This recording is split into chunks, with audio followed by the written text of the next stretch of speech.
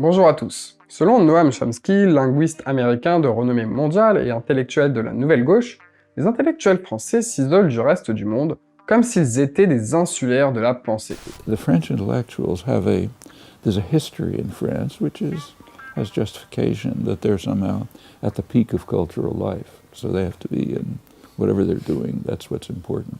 In fact, France is an extremely insular culture, always has been. Everything is in France, nothing is anywhere else. Anything that's anywhere else doesn't matter. Courants intellectuels qui parcourent le monde ne posent les pieds que rarement en France. C'est le fameux exceptionnalisme à la française, si j'ose dire. Si exceptionnel qu'il n'est jamais pris en exemple, à croire que le monde entier complote contre notre grandeur. Ou peut-être est-ce autre chose, comme le comportement typiquement français de nos intellectuels, particulièrement de ceux qui se réclament critiques. Ces derniers ont pris l'habitude de clamer haut et fort que leurs adversaires politiques sont fanatisés par l'idéologie dominante, comme si eux, pur produit de cet insularisme français, n'étaient pas l'expression de ce singularisme particulier. Dans cette vidéo, on va parler des intellectuels français, de comment ils contribuent au négationnisme économique, selon les livres du même nom de Pierre Cahuc et André Zilberberg.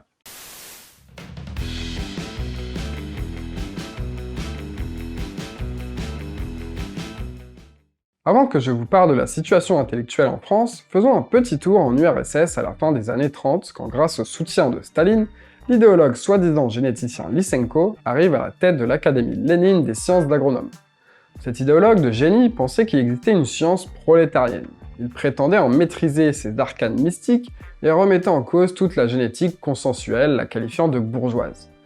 Il est resté en poste jusqu'en 1965, pendant presque 30 ans, avant d'être finalement disgracié comme le charlatan qu'il était. Les conséquences de son charlatanisme furent désastreuses pour les peuples de l'URSS. Pourtant, en 1948, le lysenkisme, qui n'avait aucune validité dans la communauté scientifique, est défendu par le poète communiste français Louis Aragon dans la revue Europe. L'article qu'il y signe est titré « De la libre circulation des idées » et laisse croire que les idées de Lysenko sont ostracisées en Occident car, je cite, « c'est le caractère bourgeois, au sens sociologique, de la science qui empêche en fait la création d'une biologie pure, scientifique, qui empêche les savants de la bourgeoisie de faire certaines découvertes dont ils ne peuvent, pour des raisons sociologiques, accepter le principe de base. » Il est évident qu'une telle phrase ravira à la fois sociologues et biologistes.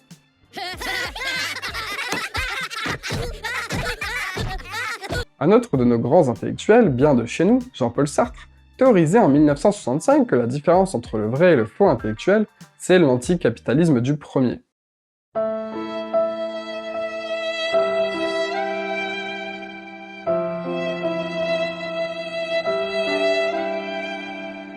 Un vrai intellectuel ne peut être complice, même involontairement, du système. Il doit être dogmatiquement en opposition à l'idéologie dominante s'il veut produire du vrai savoir.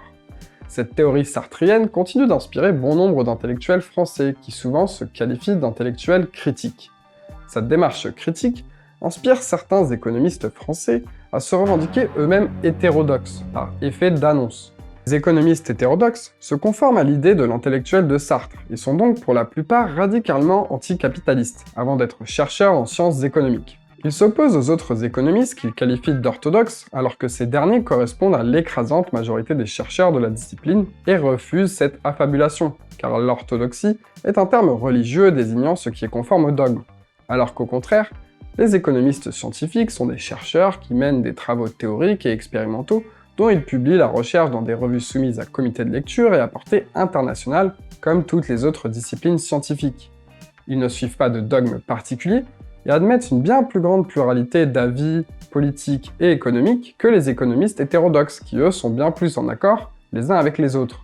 Oh merde! Oh c'est con ça! C'est cette confrontation d'avis pluriels qui fait d'ailleurs avancer les débats et fait émerger du savoir en sciences économiques autant que dans les autres disciplines scientifiques. Parce que c'est comme ça qu'avance la science, en suivant des standards, en partageant les découvertes et en les comparant avec les résultats précédents.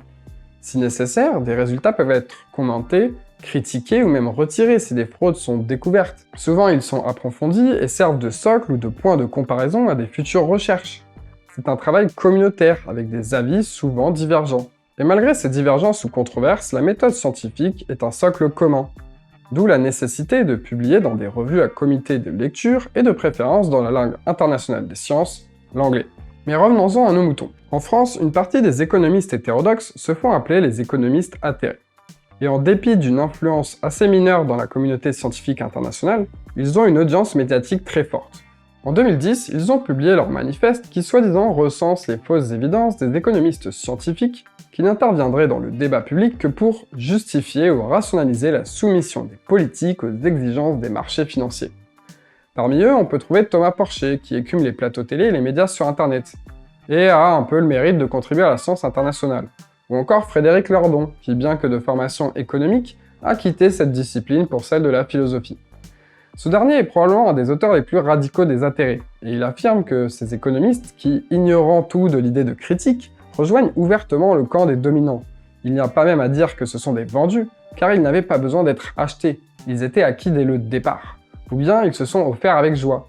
La science scientifique, la plus consacrée, a pris le pli de dire d'elle-même des choses qui se trouvent n'offenser en rien les puissances d'argent. Si je traduis, d'après lui, les économistes scientifiques seraient si imprégnés par l'idéologie dominante qu'il ne serait pas utile de les acheter pour qu'ils en fassent l'apologie. C'est le complot volontaire et sans besoin de comploter des sciences économiques, avec ce qui serait l'idéologie dominante. On remarque là le génie sociologique de dénicher les complots comme le notait Pierre Bourdieu.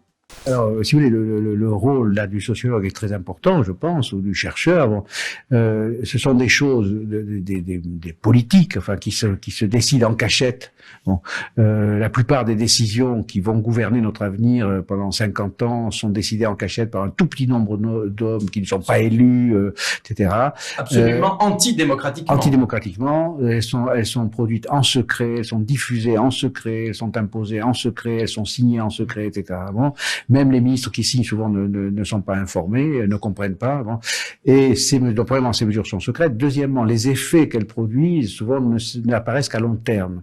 C'est là que le chercheur est important, parce que d'abord, il peut percer le secret. Et il y a des gens formidables, souvent des Américains d'ailleurs, qui font, oui, bien sûr, qui font de l'espionnage, enfin, dans les centres FMI, style FMI ou Communauté européenne, etc., bon, Banque mondiale. Et deuxièmement, à partir de la connaissance sociologique, on peut prévoir les conséquences de ces mesures. Le sociologue Pierre Bourdieu était en quelque sorte l'archétype de l'intellectuel engagé de Sartre.